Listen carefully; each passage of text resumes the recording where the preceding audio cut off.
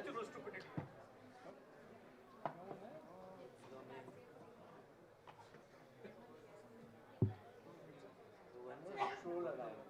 Yeah, oh, you are, will you?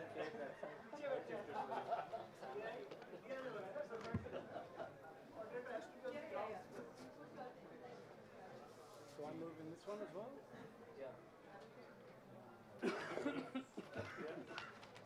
No, Kali will sit here on this. And I'll sit in the corner. I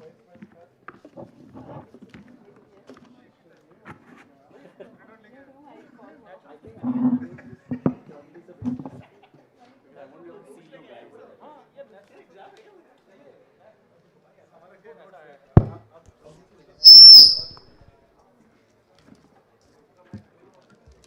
It's a meeting room number 16.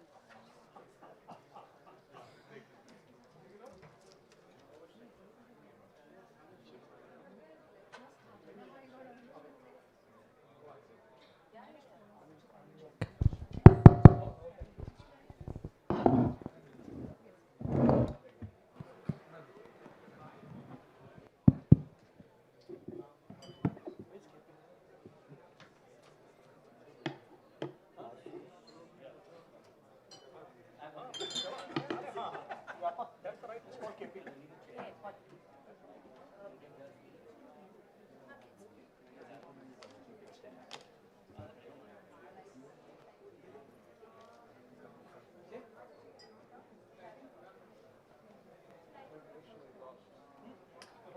Ashish gone there. Okay. Oh, of course, of course. Where is Kali? Ashish Kali. Chance का अगर हमारे कोई overlap नहीं हो रही काफी. Yeah. In a few minutes. You have to just pull the camera out when you sit down. Sit down with the camera. Yeah, good. I can sit down.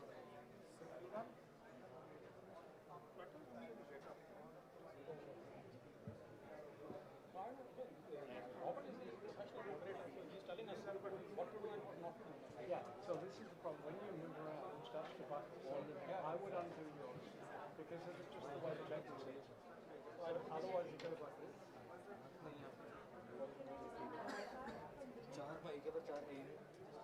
Michael, good afternoon. Very good.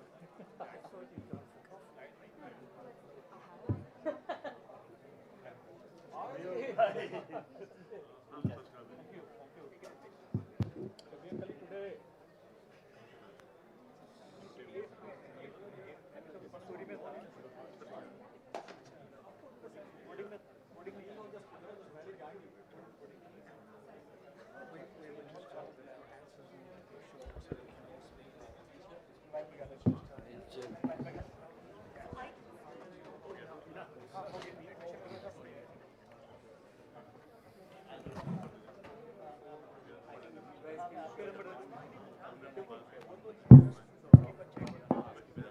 Shall we start? Yeah, they just want to give the momentum. I'll introduce. Okay, all of you can come. They want to give a momentum before they start.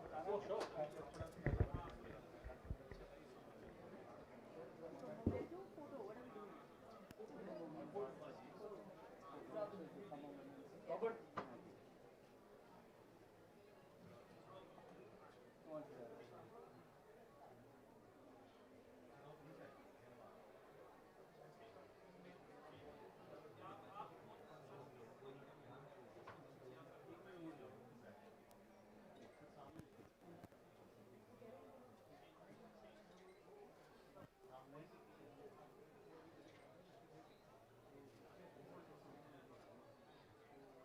Good afternoon, everyone. It is an honor to welcome you to this distinguished session of the AI Impact Summit 2026. My name is Sujata Gupta, Secretary General of Digital News Publisher Association. DNPA proudly represents the digital divisions of India's most respected news publishing institutions, committed to fostering credible journalism, advancing responsible digital transformation, and constructively engaging in policy and technological discourse within the industry. At the outset, I wish to extend sincere congratulations to the Ministry of Electronics and Information Technology for organizing this eminent summit. The AI Impact Summit 2026 stands as a testament to India's resolve to not only participate, but to lead in the global conversation surrounding artificial intelligence. We are grateful for the privilege to contribute our perspective of media industry to this significant national and international dialogue. The theme for today's session, AI and Media, Opportunities, Responsible Pathways, and the Road Ahead, is not just timely, but also fundamental to the future of public discourse. Artificial intelligence is profoundly reshaping the way information is now gathered, curated, disseminated, and trusted. It is our privilege to be joined by distinguished leaders who represent scale, credibility, regional strength, and global perspective. Ms. Kalipuri, Vice Chairperson and Executive Editor-in-Chief, India Today Group, leading one of the most influential multimedia news organizations across print, television, and digital. Mr. Pawan Kumar, Deputy Managing Director, Dainik Bhaskar Group, representing one of the country's largest and most expansive news network with deep reach across Bharat. Mr. Tanmay Maheshwari, Managing Director, Amar Ujala Group, one of India's most trusted Hindi news institutions with strong roots across North India. Mr. Mohit Jain, Chief Operating Officer and Executive Director, Bennett Coleman Group, one of the India's most diversified and impactful media enterprise. Mr. Navneet LV, Chief Executive Officer, The Hindu, bringing strong regional depth and editorial gravitas to this conversation. Mr. Robert Whitehead, Digital Platform Initiative Lead, International News Media Association, working closely with publishers across the globe and offering valuable international perspective on AI partnerships and policy evolution. And moderating this important discussion, Mr. Ashish Pervani, Partner, Media and Entertainment from ENY, who brings strategic insights at the intersection of media, economics, and technology. With that, I invite Ashish to take this discussion forward with our distinguished guests. Thank you. Thanks, Sujata. I think what you're seeing on stage, if you just add up the numbers of the reach out here that you're seeing, is probably the largest gathering of audiences on earth. All right, it is literally that big. Okay, because if you add up all this, no, we are like India plus China plus I don't know what else. It's that big. So I'm going to start with the largest digital platform in the world. Any guesses? Who's the largest digital platform in the world? Anybody? Times of India, bang on. So Mohit's from Times of India. I've known him like, I don't know, 15, 20 years now. And Mohit, I have to say, AI is impacting media and entertainment across the board, right? It's impacting how it's created, how it's disseminated, how it's marketed, how it's monetized, everything. And there are various types of content, right? You have news journalistic content, which has a very high degree of truth, or at least it should have a very high degree of truth. You have documentaries, which are based in fact. You have entertainment, which is some complete fiction, some of it, like, say, the movie on Article 370, based on recent history as well. What kind of impact do you, sitting where you are at the cusp on this digital massive behemoth of a platform, seeing what AI is making on content, and how should AI be treated given its massive impact across all these genres? Thank you, Ashish. I'm quite happy to start because this is the cricket season, and probably I'm the opening batsman over here, or I don't know whether I'm the only one who's wearing a tie on the dais. Right? But thank you. See, we all understand that India is a very vibrant country, diverse and complex. And in such an environment, the editorial discretion, verification, and institutional memory is not optional. It is foundational. And press is not just something which produces information. It curates trust. It provides context. And it accepts the moral and the legal responsibility for what it publishes. And that layer of accountability is the differentiator. And when AI begins to commoditize information, the trust will become scarce. And that scarcity will create value. So, Mohit, sorry to interrupt, but can AI add accountability or can AI reduce accountability, or both? Yes, I would say that it depends that how we are anchoring the AI models in trust and responsibility. If you are able to do that, certainly it can do that. But I would say in that, at the current environment, the human moat which is there, I would say that is not just a legacy advantage. It is something which is today a structural necessity to sustain a public discourse. Like, just as if you see in the FDI, foreign direct investment, there is a cap on news because news carries influence.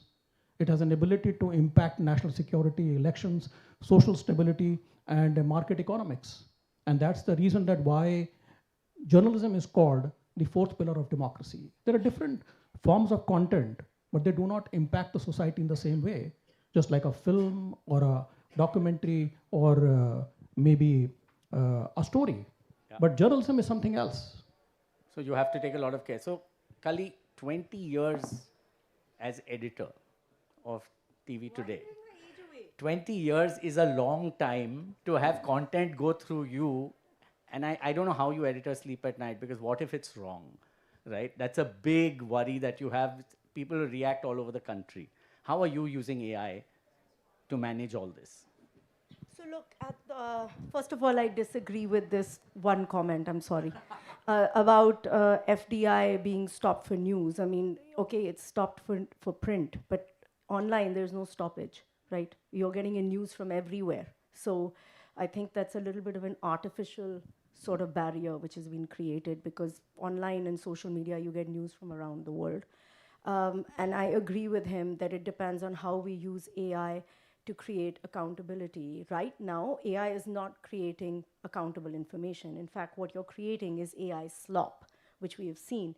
And that can create an illusion of trust. And that's problematic because news and verified media brands such as the Times of India, India Today Group, shape opinion.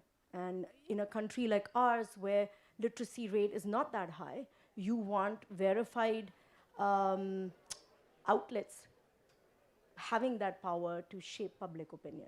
So I think that's a problem. In our side, on the India Today Group, we love technology. We always jump in head first. We've been working on AI for about 2.5 years. Any of you who engage with the India Today Group would know we have AI anchors. We have AI clones of our most popular anchors. We voice clone, we make movies on AI, we do all kind of things.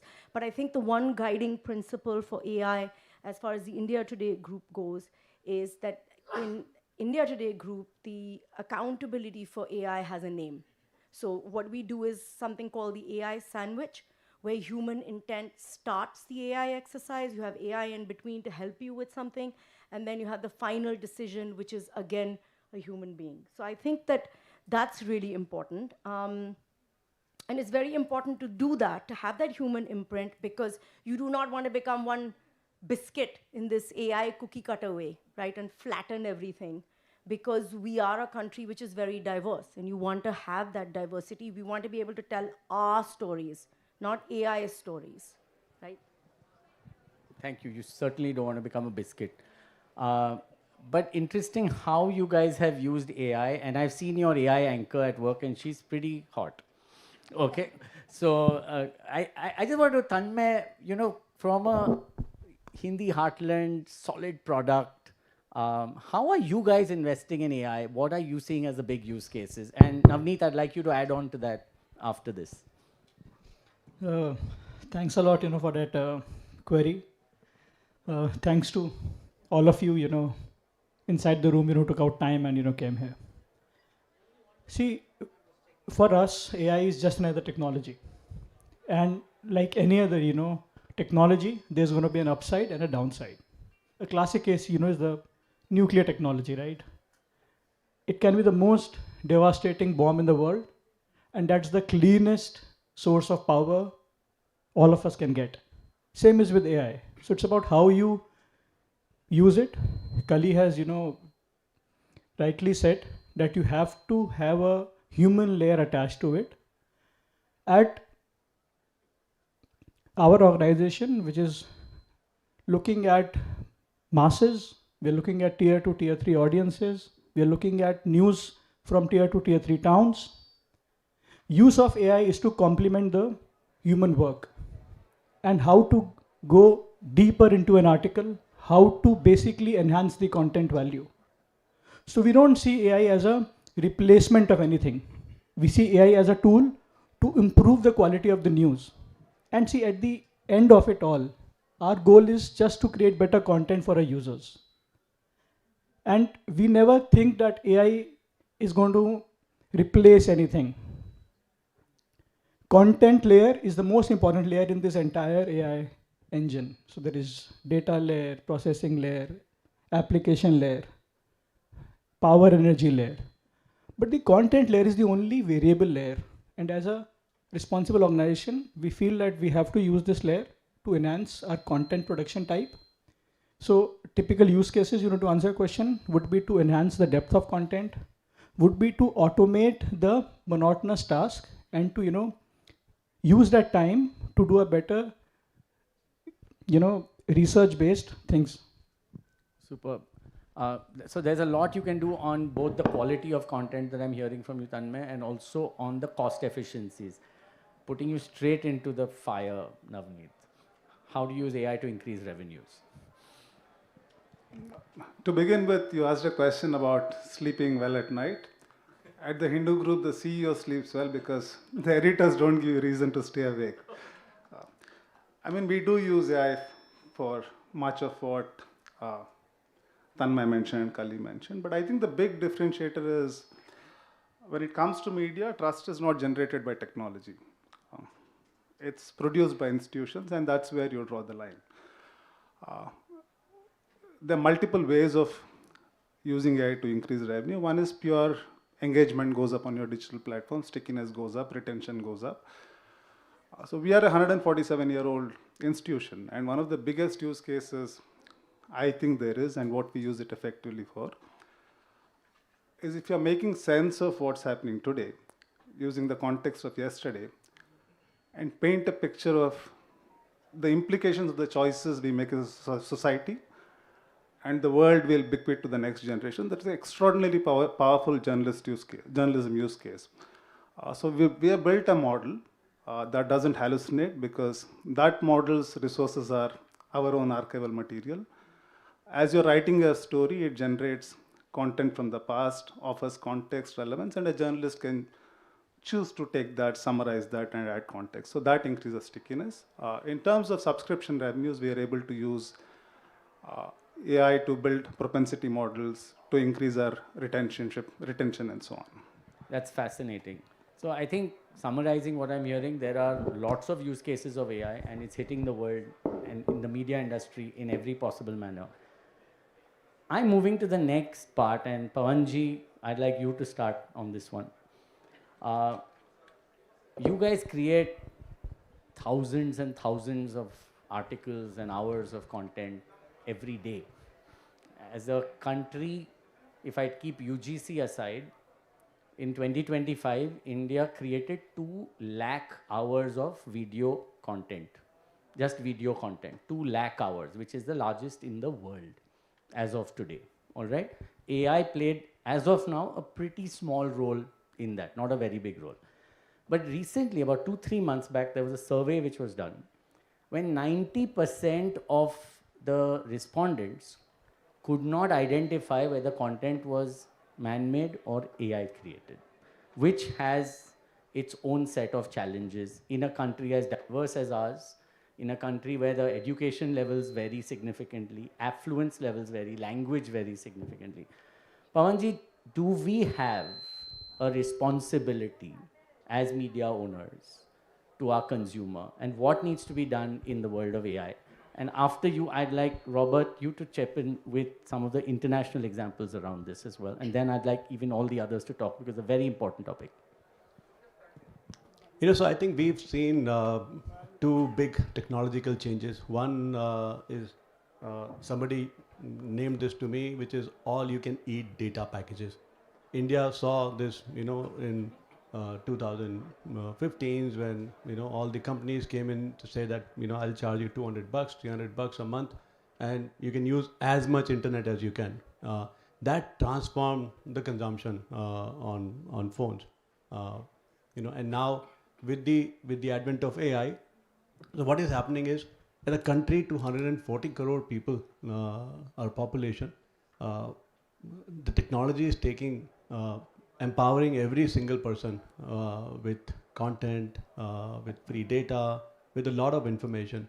It's a great, like Tanmay said, it's a nuclear power. It's like a nuclear power.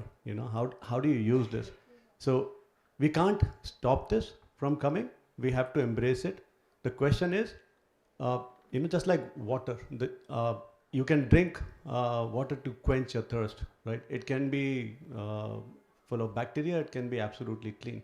Now, your core purpose will be done with whatever you're consuming as a country right now. But the question is, for generations to come, and that's where the responsibility of both policymakers and of media owners and AI companies and platforms come into play, where we have to collectively ensure that as a country we are not fed anything wrong. Because whatever we feed wrong, because content and news, we are news. We are not entertainment, we are not music, we are not movies. You can watch a fiction on a movie and you won't carry anything wrong with you. But when you consume anything wrong, anything incorrect, it will cause a generational damage. And that's where I think the role of media owners, policymakers, governments, platforms will play a big role. And I think that's what I think the whole world is grappling with. And but India is different. India, we have a lot of people who have a phone, who can read a newspaper, but they can't process.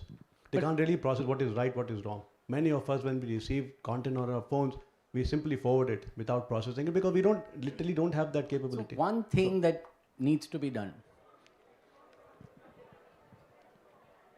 Treating India differently by the policymakers, by the government, and of course by us. That we are different. We are not. This country is not made up of a tier 1 towns. It's made up of tier 1, tier 2, tier 3, tier 4, tier 5 towns, and it cannot. And all those people cannot be. We cannot assume that everybody is the same. Everybody has different education levels, different understanding, and it has to have a special treatment. Rob? With the greatest respect, and I come from the world's second best cricket nation, I just wanted to put that out there. India is no different. You are already drinking AI water full of bacteria. And people in this room and around the globe don't know the difference between what's making them sick and what's not. Because unlike a medical condition, misinformation, disinformation, or just wrong information accidentally trained in a model can spread around the world 3 million times before your reporters get out of bed in the morning. We have a problem, Houston. AI is already trained on all the biggest English language models on incorrect information. Now, laws will change. Anyone in this room that publishes material that is accessed for even 1 nanosecond in Europe, from the 2nd of August this year, will need to label that image, that video, as AI generated. And many other countries are following that AI Act requirement. It's already law, but it takes effect. We need to do so much more than that to ensure that the information that is being ingested, particularly in countries that are not well represented at the moment in the AI models, such as India, is the right information from professional, reliable sources. They are my colleagues here on the panel. Fantastic, Rob. Mohit, I was just coming to you. Oh, did I Go anticipate ahead, that? and then I'll ask you the question. Okay. No, thank you. Ashit, I just want... Batsman always anticipates the ball. Yes. No, thank you. Thank you, Kali. Yeah. First best cricket country, is that what you're going to say? I mean, we are in an advertising model, so we'll discuss that later.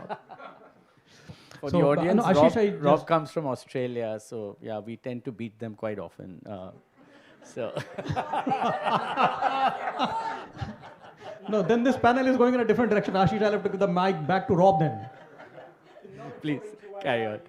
Yeah. Okay, no, Ashish, just a quick add-on thought to that.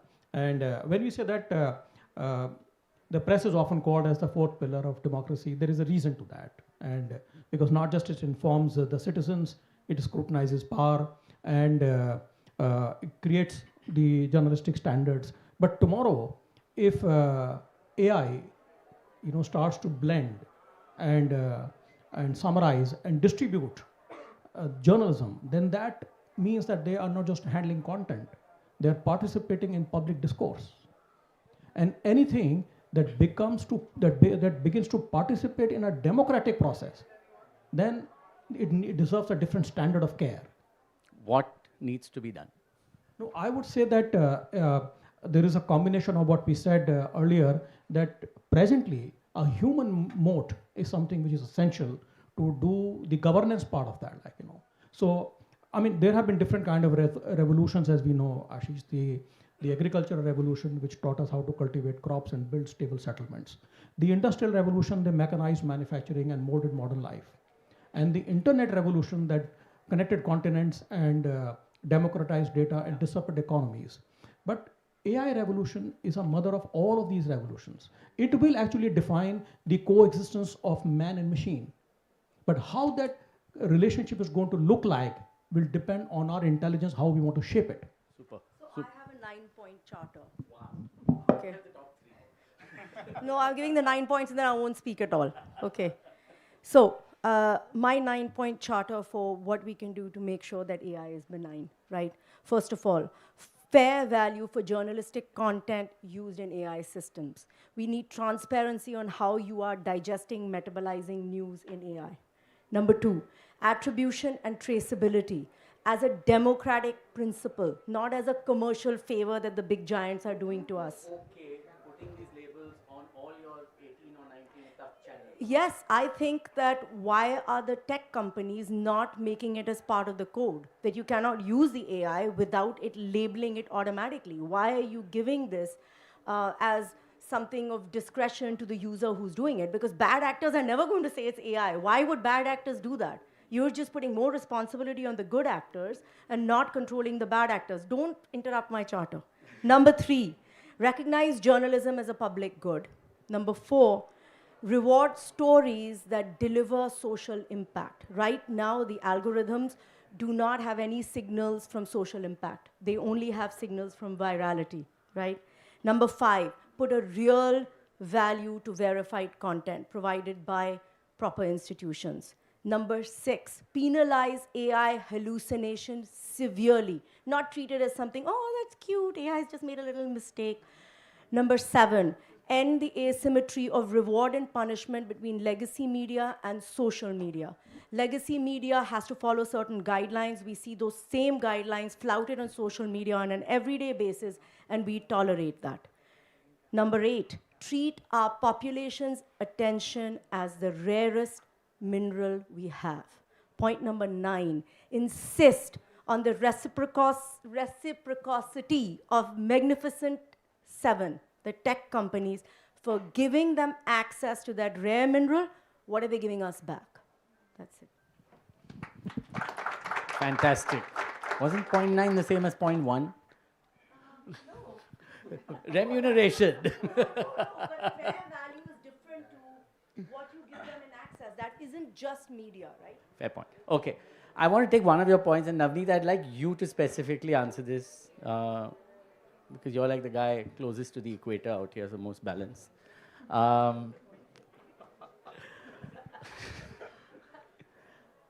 Who's responsible for wrong content? I'm saying wrong content. I'm not saying AI content. Is it the creator of the content? Is it the guy who posts it or distributes it on any media channel? Or is it the platform who carries it? That's a tough question and also philosophical, right?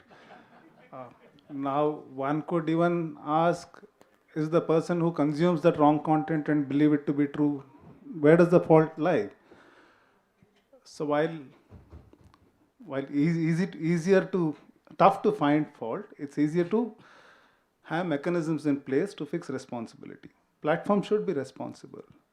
Now, if legacy media is responsible for the content we put out, editor is held to very high standards, platform should be held to the same high standards. One of the things we as an industry can do well, little segue here, and I completely am on board with Kali's 9-point agenda.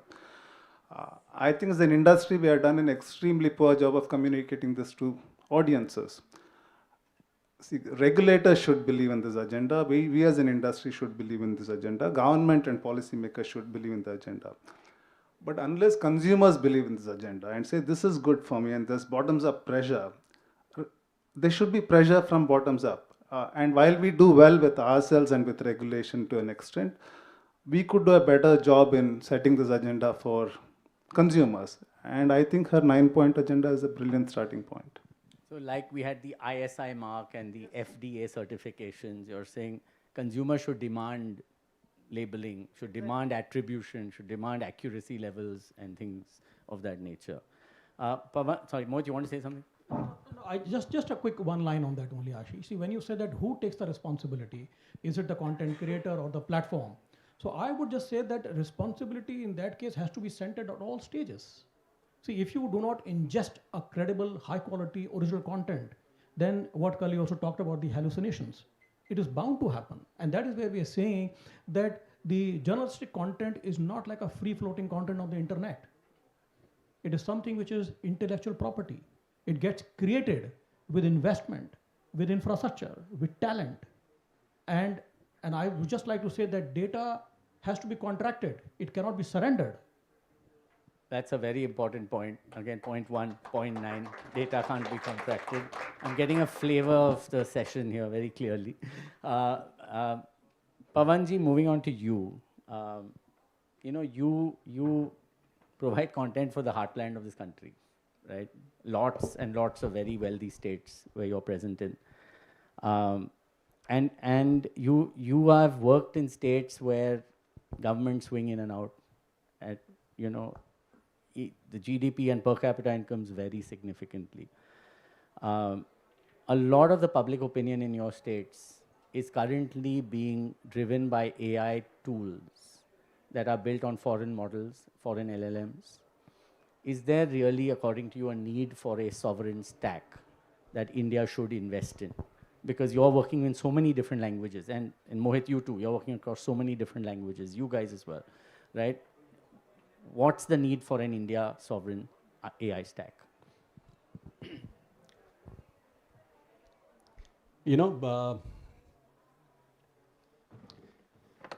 As I said in the beginning, that India has to be treated differently. The tier 2, tier 3, tier 4, tier 5 towns, they are very different from what you and I understand sitting in a Delhi. The understanding of a guy sitting in Dausa or a Barmer or a Sagar or a Morena is very different.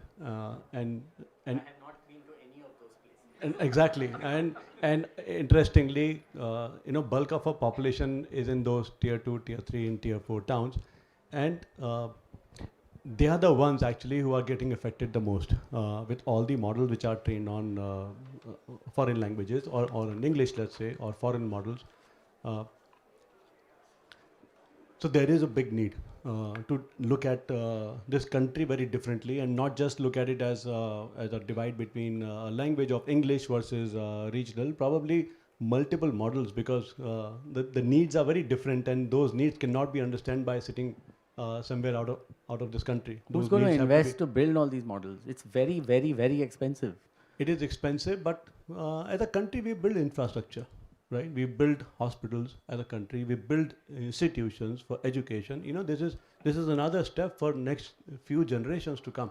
And if we don't build it right now, the next few generations are going to blame us that that these people only thought of reaping the benefits now and seeing the next 2 to 3 years and not seeing the next 20 to 30 to 40 years. And if we don't work on those models right now, what will happen is. What we feed them is not anything material. You can't touch it, right? It's being consumed. It changes your perception. It changes the way you see the world. It changes the way you act, you behave in your societies. So it's a big societal change actually. And if it's not done in time, as I said, it's going to cause a very, very long permanent damage. That I completely buy. And Tanmay, I want to come back to you on this quickly. And when you use models in Indic languages, Does context work? No, it. So I would say, accuracy is less than 50-55% in the language models. And see, there's a very famous quote, by, the famous Sam Altman. And, he said that AI will lead to the end of the world. But till then, we'll make some great companies. Now, it can be a dark humor, for all of us. But whenever, we build for tomorrow, day after tomorrow, for our, children, right? We are just patrons, right? We have been, given this world, and we have to, hand over the world in a very nice manner. So Kali's 9-point agenda is great, and I thought that how can we actually get it done, right? How do we, execute it? So I have a 5-point execution plan, to top it up. Super. So, number 1 point is that can the government and big tech label the source of original verified content and create a signature around it? It's very easily, done. You can, have a, blockchain technology to do it. Simple to do thing. What it will actually lead to is the second point of a point, that is a traceability. So once you know that from where this thing has come, you can actually get back to that person, which, reduces the risk of people trying to manipulate minds, because then they know that they can be caught. The Very third true. point, which I had noted, just give me a second, sorry, is data access to emerging Indian models. See the problem, and which Robert also said, that most of the Western models don't even access to proper Indian data. We don't have healthcare data in India. We don't have public transportation data in India. We don't have regulatory data in India. We don't have criminal record data in India. None of it is actually digitized. So if we don't have the data, how can it even get trained on? And government must open these models for us, for all the Indian groomed organizations, to basically build on it and train on it. My last point is on the infrastructure. And maybe I'm asking for too much, but infrastructure has to be built by the government. Who is building the roads? Who is building the dams? Who is building highways? Who is building the airports initially, not now? It is always the government who would begin building the infrastructure, public would use it, and then you will have private players coming in and doing that. China is a classic use case, right? Government has invested hugely. And I think so, this very AI, entourage today over here, you had queues of, people, to get in, shows the, interest of this country and the, commitment of the, government. And I really hope that this very baby, move, will lead to a much, much bigger leap.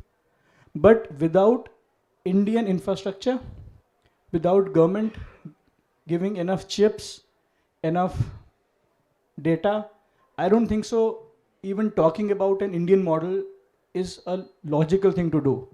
Because there's a, saying, in Hindi, which I'll use right now, कि पानी की ऊपर मलाई कभी भी नहीं जमती है. You need to have milk to have cream over it. You cannot have cream over water. Well said, well said. Rob, you work with media companies across the globe. Are these 5 human beings asking for too much? Well, we've just had deflation from 9 points to 5 points. Let me give you 2. And they support all of them. There's got to be recognition for the IP that is created by professional creators. I'm a big fan of I'm a big fan of the creator economy. But the creator economy is not going to give the accuracy that these big models need. And the material needs to be paid for. Point 1, AI is already destroying the value of the companies here on the stage. AI summaries in search have led to as many as 60% of searches no longer going to websites. How the heck are we funding journalism, advertising, cover prices, and to a very small extent here, subscriptions? If the search engines are not referring traffic, if the social networks are no longer referring traffic, there have been huge falls in the past 12 months. That is already depriving revenue from the businesses that are funding the accuracy of the data that is needed for a sovereign model or any other large language model. So these people are already being challenged by AI. A government action that's very specific is my second point. Help fund the AI training on professional journalism. Sometimes that can just be pass a law. That's happened in many countries now, requiring the big tech companies and the largest foundational models to pay for the data they are training on. There are billions of dollars being paid for professional content, but not to media companies. Companies in San Francisco that are buying on the black market. That money needs to flow through to the media companies creating that content, and that will only happen when there's a law that requires the tech platforms to participate in a fair digital marketplace. Is that happening anywhere? Yes. There's a couple of different ways of doing it. Norway pays for the media IP to be trained on. Norway's a very rich country. South Africa is just about to pass a law that requires the platforms to negotiate commercial deals for the access to this very valuable information. From one extreme to the other, there are many examples in the middle. Kali, do you see this happening?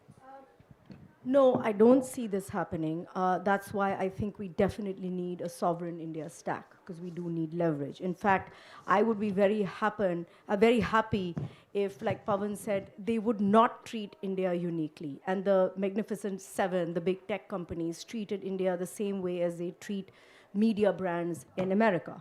I feel that amongst us, like you said, we have some of the largest audiences. Times of India is the largest news website in English. Aaj Tak is the largest news channel on YouTube. But we don't get the same exceptions from the tech companies like American media brands. And I see that as digital imperialism, right? And I feel that the government does need to step in with either regulation or other ways to leverage so that they can get the same rights for Indian media companies that maybe foreign media companies are getting, because the cost of decolonizing later is going to be really expensive. That's a pretty big statement, colonization. Honestly, wearing your hat, Kali, your practical editor's hat, you'd love what you said. You'd love to be paid more for your content. And on the other hand, there's a bunch of other people in a country of 1.4 billion who are creating content, and they also want to be, monetize it. They want to get famous with it. They want to build audiences, drive communities, build public opinion. Don't you think that these measures could help some of the big guys, but could really not be helping any of the upstarts, the small influencers, if I may say, the small stringers, the content creators out there? Do you think these, do you see a set of measures that would be beneficial for both the large news brands and the individual creators?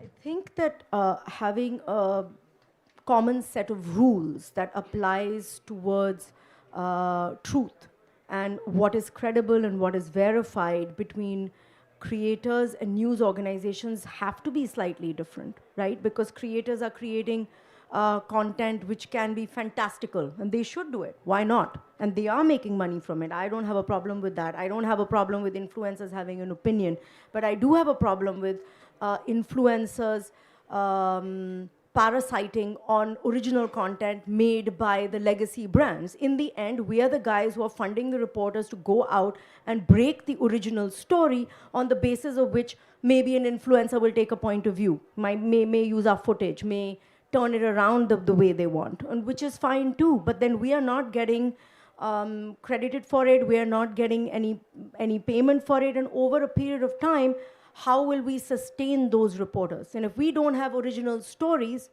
AI will eat AI. It'll keep making stories, but it'll keep making stories from synthetic content.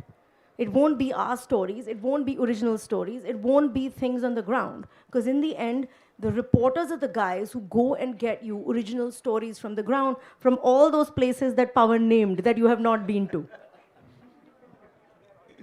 Super. Mohit, you wanted to add to this? No, I was just saying, Ashish, that one is the content creators versus the publishers, and then the big tech.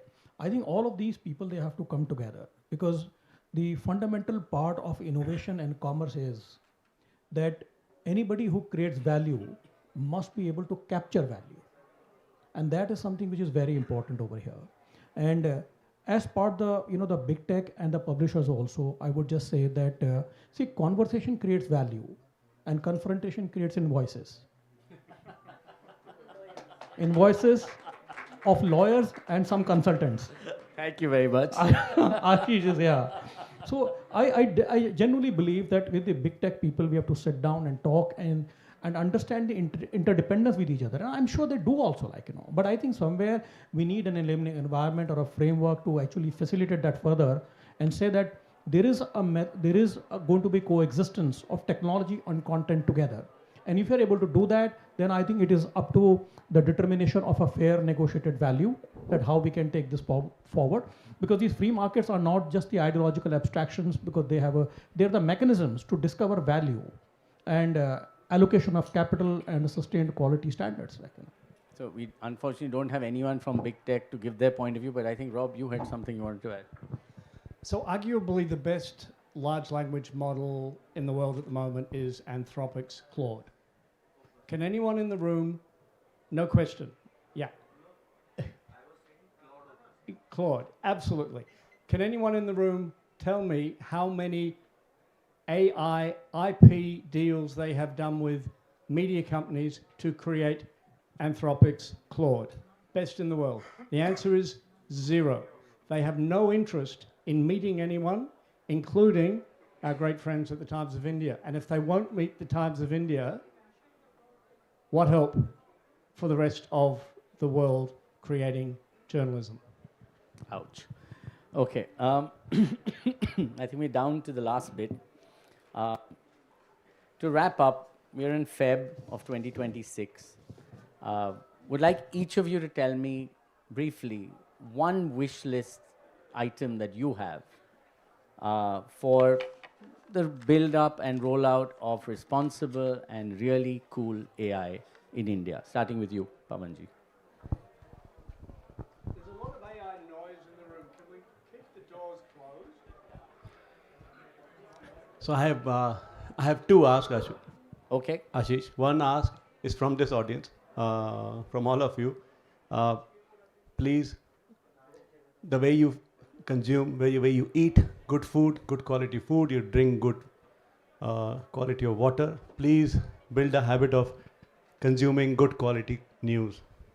News is fundamental, to your growth. News is fundamental to, what you will pass on to the next generations.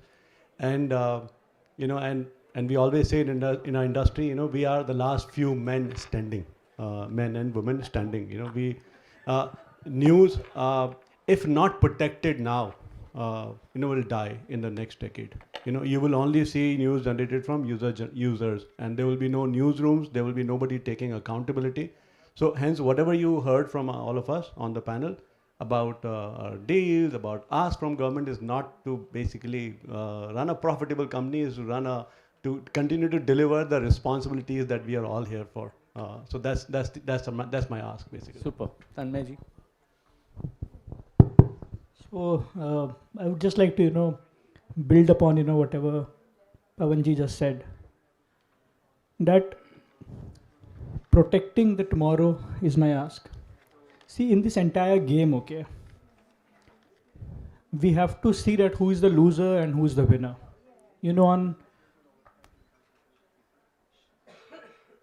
Thank you. So, on the one side, you have the big tech, who is definitely, a winner, okay.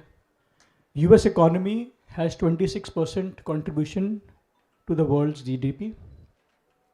but they have 65% contribution to the world index of the stock market. So this is the valuation of those companies, okay, who are feeding on our consumers. I feel that yes, if it is not done, media companies will be at a loss, but the biggest loss will be to the consumer. Because just like we have a right to good air, good water, good food, good education, we have a right to right and correct information and information of our choice.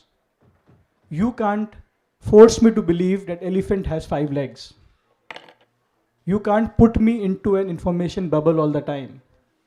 So my only ask is that we have to treat consumer as the ultimate king, and he is the ultimate king, and build our entire organization, policy framework, regulatory framework, partnership with the big tech to solve for the consumer. Because see, I know that all of, a lot of us, in this room belong to the media industry. And it's not just like any other, place to work. It's not like a hotel or a factory. We are super responsible people, and we have a responsibility towards a better tomorrow for our country. And for that to happen, it is a prerequisite that people must have a choice to consume whatever they want, not a choice wherein they are, manipulated and, maneuvered as per the global agendas. Thanks, Tanmay. Yeah, I have two small lines. One is more of our wish, and the second is more my wish. Okay. Our wish is to find the right revenue models and fair share revenue agreements to ensure journalism is a force for the greater good, which is something we have always done and which is something we'll always do. And my wish as somebody who's involved in this business of news and has the privilege of working for an extraordinarily respected organization is to ensure that I'm always in a position to prioritize long-term trust over short-term efficiency and productivity. Well said. Mohit. I would say, Ashish, that my wish is that the media will always remain trust-led. When everything can be generated and almost everything can be made to look real, then attribution will matter, and the sources of truth will matter, and the readers will remember that who stood for the truth when it mattered the most.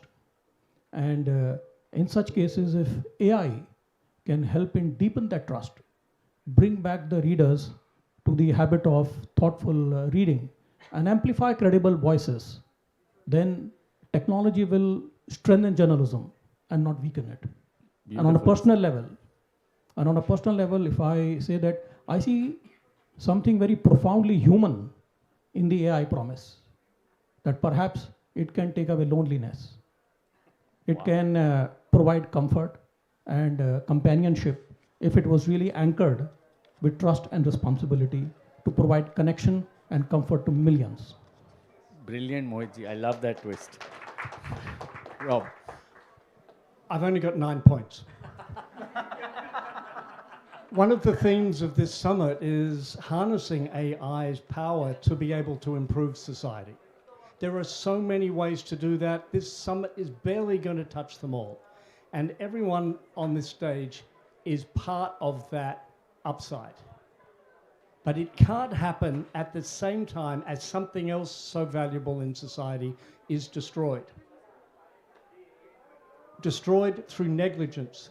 Governments, regulators, politicians do have a role to bring the tech platforms to negotiation so that the funding models for our journalism can be preserved, expanded, and society thrives. Super. Okay, it wasn't 9. So my wish is that India wins the cricket, best team, and that my 9-point charter with Tanmay's 5 points of execution come into play. Thank you. Super. I think we've had a great panel. I'm just summarizing what I'm taking away. Firstly, we owe it to consumers to do right by them. And that means labeling, building regional LLMs, accreditation of sources, accreditation of AI tools, all of that. We owe it to the consumers of media content. Secondly, we need to build LLMs for the future. Otherwise, our subsequent generations will have someone to point and blame us for the lack of what we should have done in building that infra for them. And third, we need a sovereign AI stack at some level. And it needs to have customer at the core. It needs to have the consumer at the core. Otherwise, it's not going to serve the purposes of a democracy like India. I had a wonderful time moderating an absolutely brilliant panel. People, please put your hands together for them. I think they did a wonderful thought, a lot of very brutal statements made. Thank you very much. Have a great day. Have a great session. Jai Hind. Thank you, Ashish. Thank you.